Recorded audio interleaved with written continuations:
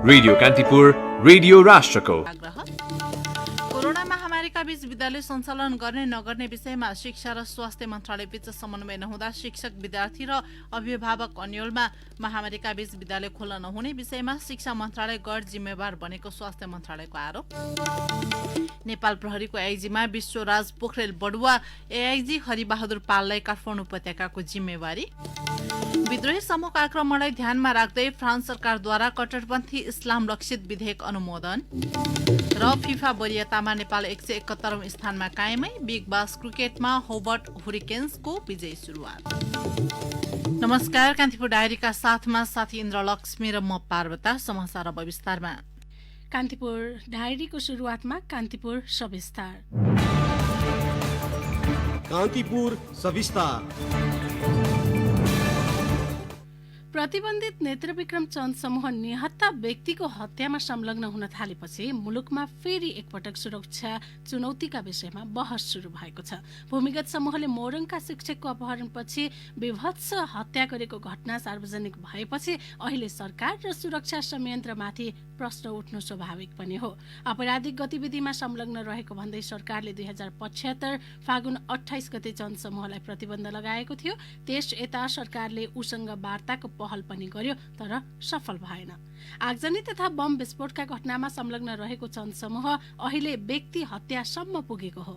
यसबाट मुलुकमा फेरि सशस्त्र द्वन्द्वको बीजारोपण त भएको होइन भन्ने गम्भीर प्रश्न उब्जिएको छ। मोरङको विकट उत्तरी क्षेत्र स्थित जंगलमा भेटिएको शिक्षक राजेन्द्र श्रेष्ठको शवको अवस्थाले 10 वर्षीय सशस्त्र द्वन्द्वको झझल्को दिन्छ। शरीरभरि नीलडाम सुन्निएको शव, घटनास्थलमा भाँचिएका 3-4 लट्ठी, बाँधिएको मृतकका हात अनि रेटिएको घाँटी। मंगलबार बिहान देशको राजनीतिक इतिहासमा फेरि 2058 माघ 3 गते दोहोरियो।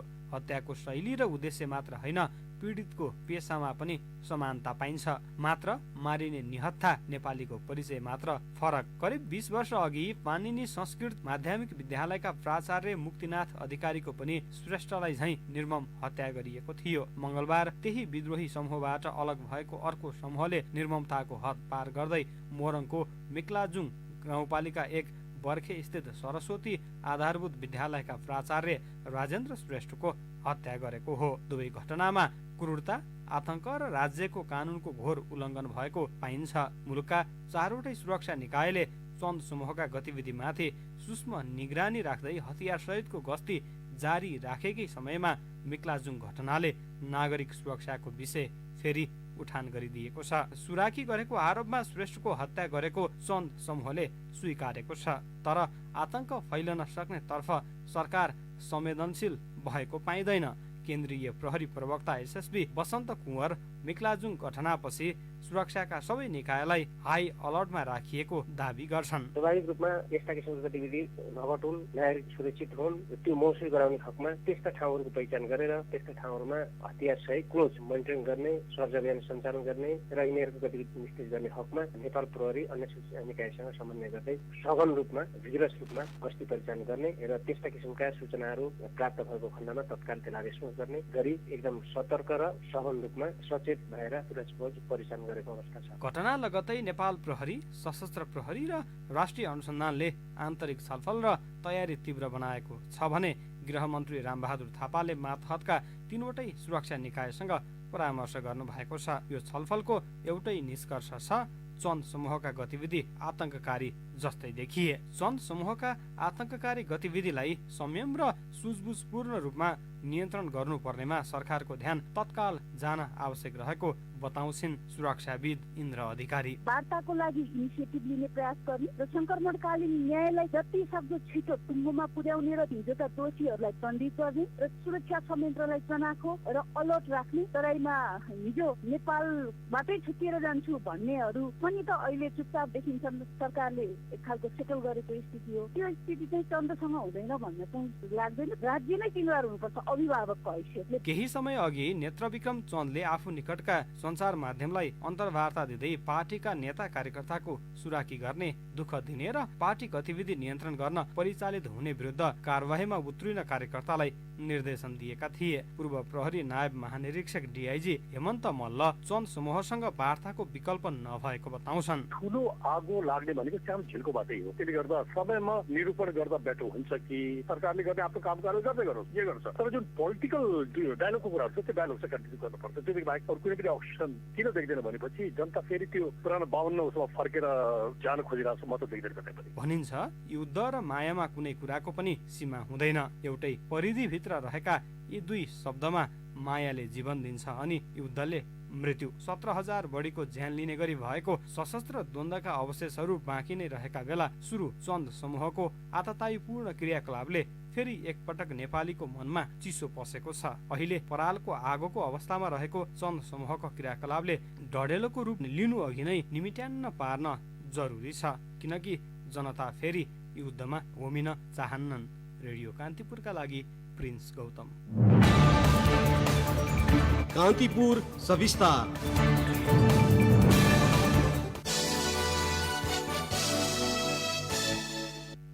कोरोना संक्रमणका बीच विद्यालय खुलाउने नखुलाउने विषयमा शिक्षा र स्वास्थ्य मन्त्रालय बीच समन्वय हुन नसक्दा शिक्षक, अभिभावक र विद्यार्थी अन्यलमा परेका छन्। स्थानीय तहहरूले धमाधम विद्यालय खुलाउन थालेपछि स्वास्थ्य मन्त्रालयका अधिकारीले भने कोरोना महामारी संक्रमण थप बढ्ने भन्दै चिन्ता व्यक्त गरेका छन्। कोरोना संक्रमणको जोखिम कायम रहेकै बेला बालबालिकालाई विद्यालय पठाउन नहुने उनीहरूको भनाइ छ। स्वास्थ्य तथा जनसंख्या मन्त्रालयका सहप्रवक्ता समीर कुमार अधिकारीले यही अवस्थामा बालबालिका विद्यालय पठाउँदा कोरोना संक्रमणको वाहक बन्न सक्ने जोखिम रहेको उल्लेख गर्नुभयो।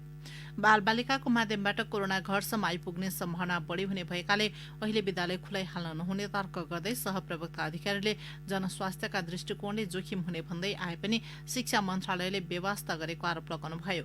पछिल्लो समय कोरोना संक्रमणको अवस्था सुधारोन्मुख रहेका बेला शिक्षा मन्त्रालयले विचार नगरी कार्यढाँचा जारी गरेको उहाँको भनाइ थियो।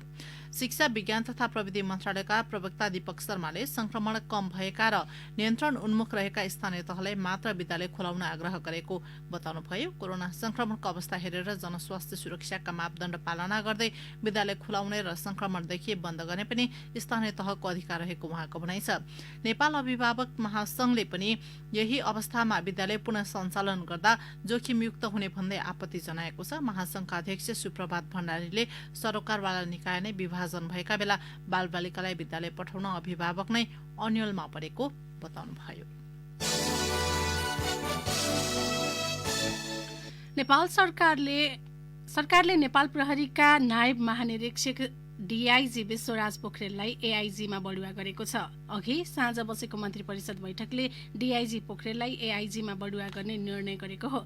प्रतिनिधि सभाको राज्य व्यवस्था तथा सुशासन समितिको हिजोको बैठकले एआईजी बढुवा प्रक्रिया रोक्न निर्देशन दिएको भोलिपल्टै बसेको मन्त्री परिषदको बैठकले पोखरेललाई एआईजीमा बढुवा गरी पदस्थापन पनि गरेको हो। महानगरीय प्रहरी कार्यालय रानीपोखरीका प्रमुख समेत रहेका पोखरेलको प्रहरी प्रधान कार्यालयको कार्य एवं अपराध अनुसन्धान विभागमा पदस्थापन भएको हो। प्रहरी महानिरीक्षकले एआईजीको दर्जा नै चिन्ह प्रदान गरेपछि पोखरेलले जिम्मेवारी सम्हाल्नुहुनेछ। यस्तै सरकारले कार्य एवं अपराध अनुसन्धान विभागमा कार्यरत हरिबहादुर पाललाई महानगरीय प्रहरी कार्यालय रानीपोखरीमा सरुवा गरेको छ। यसअघि महानगरीय प्रहरी कार्यालयको प्रमुख डीआईजी हुने व्यवस्था थियो, तर अब महानगरीय प्रहरी कार्यालयको कमाण्ड एआईजीले सम्हाल्नेछन्। एआईजीमा बढुवा भएसँगै पोखरेल भावी प्रहरी महानिरीक्षकका एक्ला उम्मेद्वार समेत बन्नु भएको छ। पोखरेलले वर्तमान आईजीपी शैलेश थापा क्षेत्रीको कार्यकाल अर्थात् 2079 वैशाख 19 पछि प्रहरी संगठनको नेतृत्व गर्नुहुनेछ।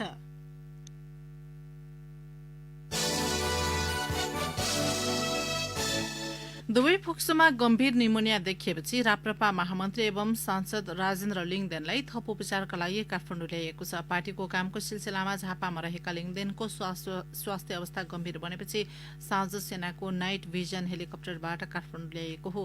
उहाँको ललितपुरको नखुमा रहेको मेडिसिटी अस्पतालमा उपचार हुने राप्रपा नेता मोहन श्रेष्ठले जानकारी दिनुभयो।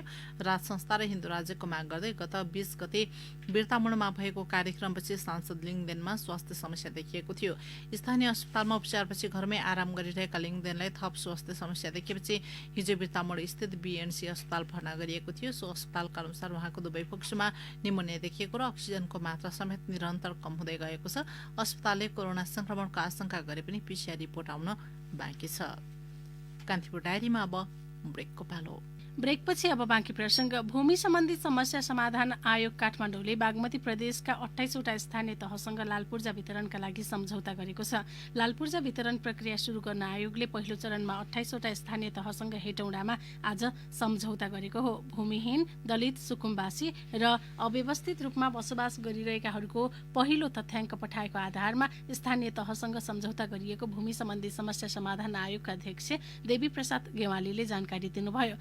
बागमती प्रदेश राजधानी हेटौडा उपमहानगर सहित मकवानपुरका 4, चितवनका 6, सिन्धुलीका 5, सिन्धुपाल्चोक र काभ्रेका 3-3, ललितपुर, रामेछाप र धादिङका 2-2 तथा नुवाकोटका 1 स्थानीय तहसँग सम्झौता गरेको आयोग अध्यक्ष गेवालीले बताउनुभयो। आयोगले प्रदेश 1 र 2 का स्थानीय तहसँग यस अघि नै सम्झौता गरिसकेको छ। आयोग अध्यक्ष गेवालीले पहिलो चरणमा 186 वटा पालिकासँग सम्झौता हुने जानकारी दिँदै असारभित्र नतिजा आउने गरी काम गर्न स्थानीय तहका पदाधिकारीलाई आग्रह गर्नुभयो।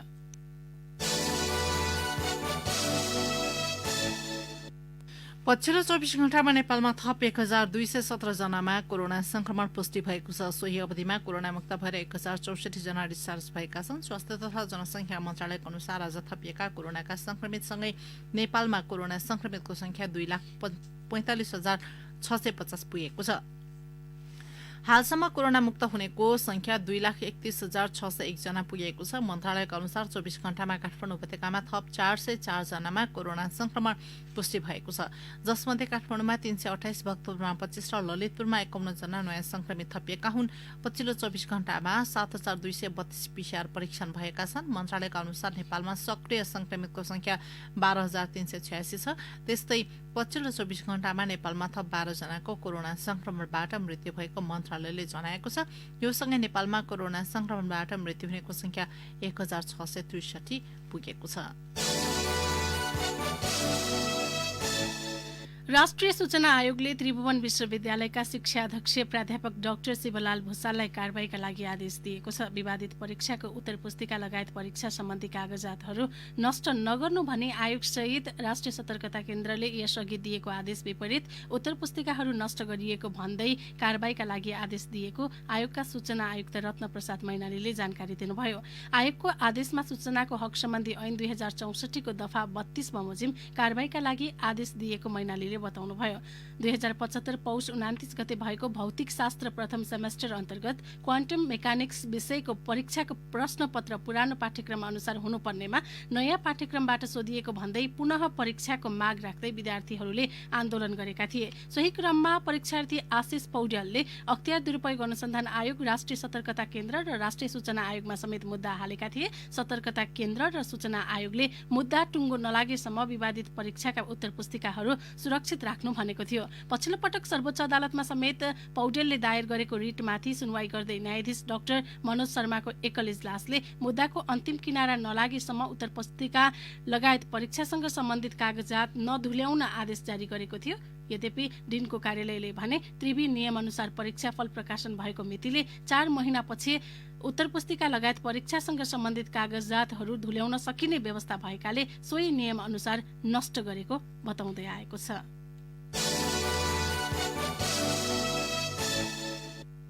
नियमित हवाई उडानका लागि नेपालले गरेको प्रस्ताव भारतले स्वीकार गरेपछि 9 महिनापछि काठमाडौँ दिल्ली उडान हुने भएको छ। एयर ट्राभल बबल मार्फत दुई देशका सरकारी एयरलाइन्सले उडान भर्नेछन्। नागरिक उड्डयन प्राधिकरणका प्रवक्ता राजकुमार छेत्रीका अनुसार 9 महिना यता भारत र नेपालमा रोकिएका नेपाली र भारतीय नागरिक कूटनीतिक तहका कर्मचारीहरू लगायतले पहिलो चरणमा यात्रा गर्न पाउनेछन्। काठमाडौँमा रहेको भारतीय दूतावासले आज ट्वीट गर्दै नेपालको तर्फबाट नेपाल वायु सेवा निगम र भारतका तर्फबाट एयर इन्डियाले नियमित उडान गर्ने र आन्तरिक छलफलपछि उडान मिति तय गर्ने जनाएको छ। तेस्रो मुलुकका नागरिकको हकमा यो लागू हुने छैन। धनुषाको जनकपुर धाम उपमहानगरपालिकाले फोहोर व्यवस्थापन नगर्दा नगर क्षेत्र दुर्गन्धित बनेको छ। प्रदेश 2 को अस्थायी राजधानी जनकपुर स्थित प्रसिद्ध जानकी मन्दिर सहित शहरका प्रमुख स्थान एक सातादेखि फोहोर नउठाउँदा कुरूप देखिएका छन्। उपमहानगरपालिकाले फोहोर व्यवस्थापनमा ध्यान नदिएका कारण सड़क किनारमै फोहोर फाल्नुपर्ने बाध्यता रहेको स्थानीयको गुनासो छ।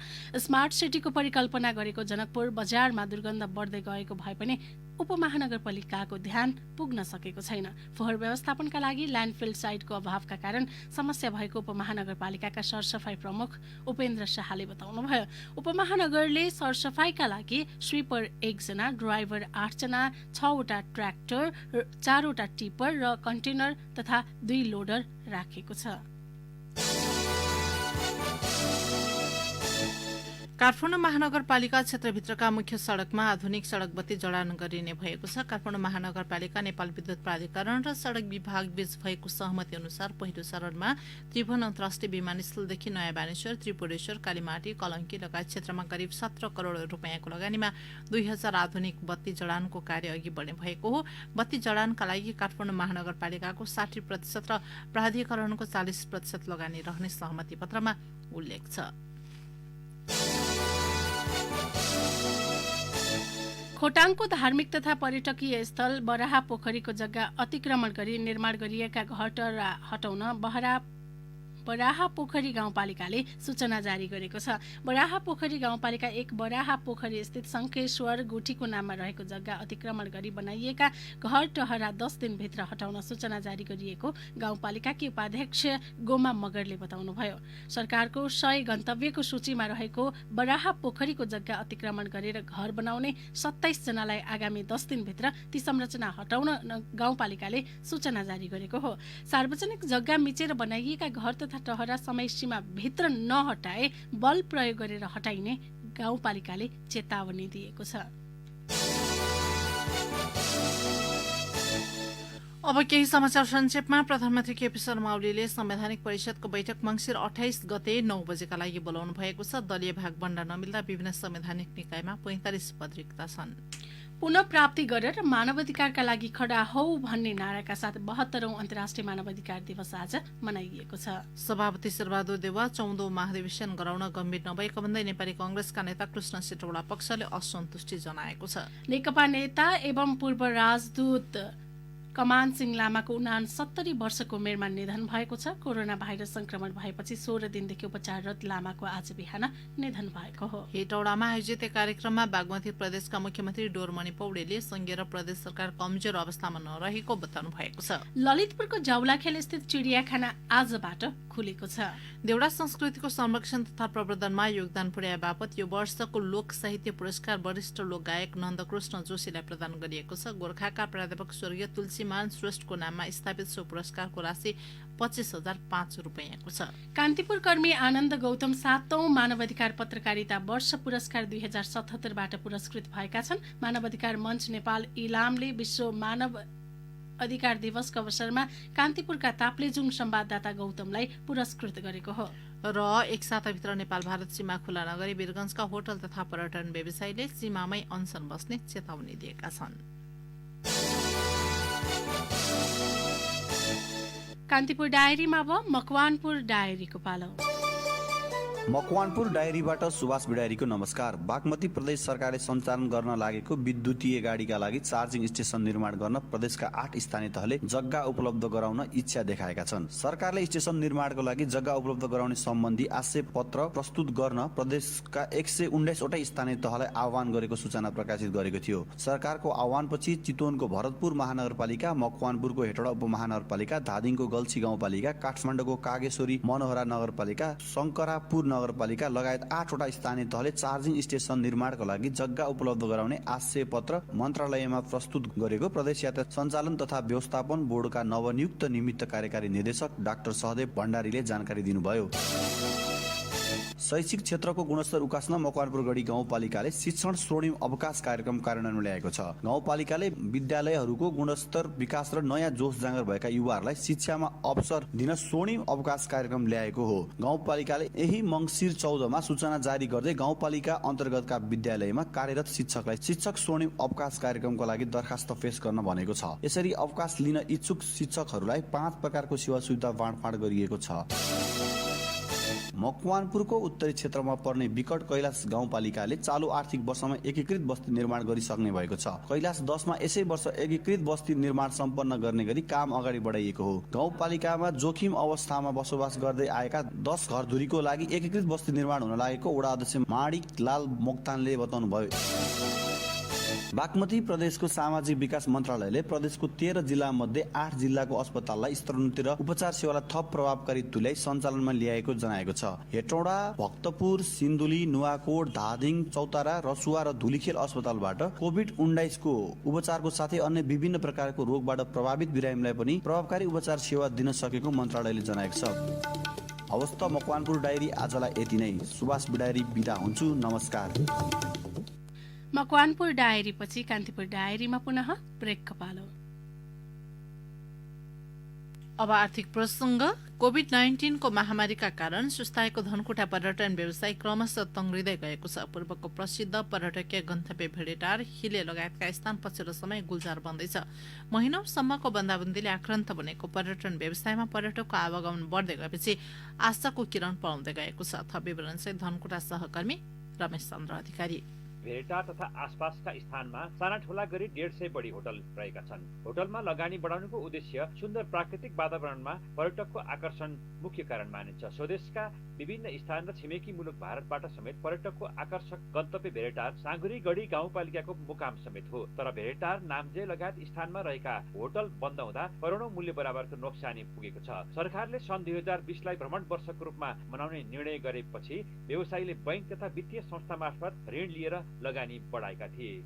तर महामारीका कारण भ्रमण वर्ष स्थगित हुनु र लामो समयको बन्दाबन्दीले व्यवसायीको लगानी डुबेको थियो। यसबाट निराश देखेका उनीहरूमा बल्ल केही आशा पलाएको छ। होटल एसोसिएसन भेडेटारका अध्यक्ष समेत रहेका पर्यटन व्यवसायी जितेन्द्र रुम्दाली राई। घुम्न आउने पर्यटकहरू चाहिँ नि बढिरहेको हामीले पाएका छौँ। यो सिजन एकदमै अब घुम्ने समय पनि हो। गएको चाहिँ नि सिजनहरू हेर्ने हो भने चाहिँ अब त्यति 100 मा 100 चाहिँ पाउन नआए तापनि हामी विशेष गरी होटल व्यवसायी, यहाँको पर्यटन व्यवसायहरू आशामुखी छौँ। ठुल्ठुलो भएको चाहिँ नि पर्यटन व्यवसायलाई अलिकति आश आएको छ। यसले केही न केही राहत मिलेको छ। भेडेटार सहित नजिकका नाम्जे, सिमसुवा, नमस्ते झरना, डाँडा बजार, राजारानी, मूलघाट लगायतका स्थानमा पर्यटक घुमघामका लागि पुग्ने गरेका छन्। गर्मीको समय मधेसमा अत्यास लाग्दो गर्मी हुँदा भेडेटार क्षेत्रमा शीतल हुने र मधेसमा शीतलहरी चल्दा भेडेटारमा पारिलो घाम लाग्ने विशेषता रहेको छ। तसर्थ पनि पर्यटकलाई 12 मास लोभ्याइरहन्छ यहाँको वातावरणले। नवनिर्मित भ्यू टावरमा भेटेका चितवनबाट घुम्ने आएका प्रदीप खड्का। राम्रो छ।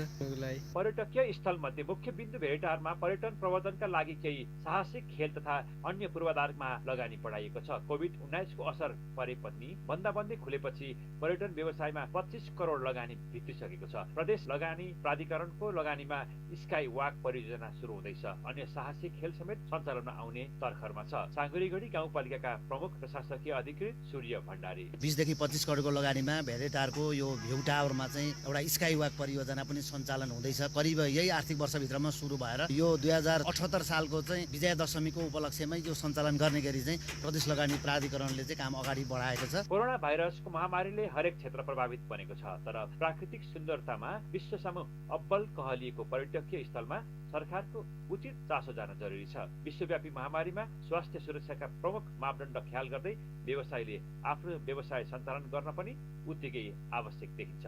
रेडियो कान्तिपुरका लागि रमेश चन्द्र अधिकारी, धनकुटा। शेयर कारोबार हुने साताको अन्तिम दिन आज धितोपत्र बजारमा सामान्य सुधार देखिएको छ। शेयर कारोबार मापक नेप्से परिसूचक आज 8.27 अङ्कले बढेर 1964.2 बिन्दुमा पुगेर बन्द भएको छ। नेप्से उकालो लागे पनि कारोबार रकम भने अघिल्लो दिनको तुलनामा 60 करोड रुपैयाँले रुपैयाँ बढीले गिरावट आएको छ। हिजो 39.6 अङ्कले घटेर 1955.75 बिन्दुमा पुगेर बन्द भएको नेप्सेमा 4 अर्ब 74 करोड 56 लाख रुपियाँ बराबरको कारोबार भएको थियो। नेप्सेमा आज कुल 204 कम्पनीका 39,410 कारोबारबाट 98 लाख 83,197 किता सेयर किनबेच भए, जस अन्तर्गत 4 अर्ब 14 करोड 63 लाख 21,000 रुपियाँ बराबरको कारोबार भएको नेपाल स्टक एक्सचेन्जले जनाएको छ। नेप्सेमा आज कारोबार भएका विकास बैंक र जलविद्युत बाहेक बाँकी सबै कम्पनी समूहको उपसूचक उकालो लागेको हो।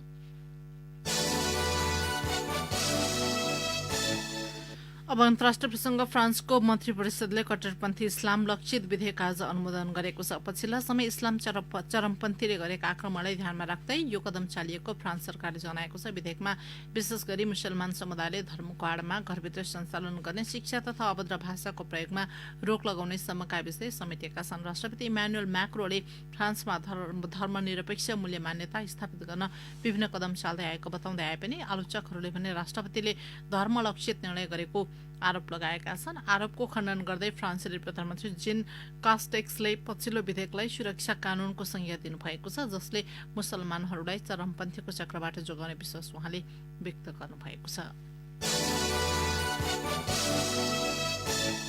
अब खेल प्रसंग। नेपाल विश्व फुटबलको सर्वोच्च निकाय फिफाको वरियतामा 171औं स्थानमा यथावत रहेको छ। बंगलादेशसँगको 2वटा मैत्रीपूर्ण खेल खेलेर स्वदेश फर्किएको केही समयमै नेपालले वरियता गुमाएको थियो। पछिल्लो वरियतामा बंगलादेश भने 2 स्थान चिप्लिएको छ।